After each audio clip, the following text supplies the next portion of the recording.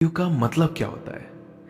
I love you का मतलब महज इतना नहीं होता कि जी शिद्दत वाली मोहब्बत हो गई तो किसी को भी बोल दिया आई लव यू। नहीं, आई लव यू का मतलब होता है एक इंसान को एक्सेप्ट करना, चाहे वो जैसा भी हो।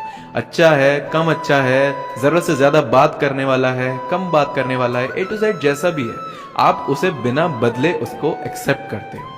इसका मतलब होता है कि हाँ, मैं आज भी आपसे प्यार करता हूं और सारी जिंदगी आपसे प्यार करता रहूंगा। कभी आपका साथ नहीं छोड़ूंगा, चाहे कितनी भी बुरी से बुरी सिचुएशन क्यों ना आ जाए।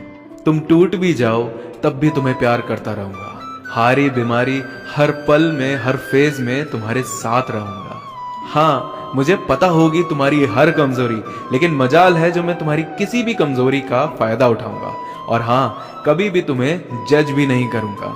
लड़ूंगा, नो डाउट, लेकिन सिर्फ हमारे लिए। तुम्हारे बारे में सोचना, ख्वाब देखना, तुम्हें चाहना और सारी जिंदगी सिर्फ तुम्हें चाहना, इन सब का मतलब होता है आई लव यू। अगली बार किसी इंसान को भी आई लव यू बोलने से पहले एक बार ये जरूर सोच लेना कि क्या तुम सच में उस इंसान से इतना प्यार करते हो या बस ऐसे ही।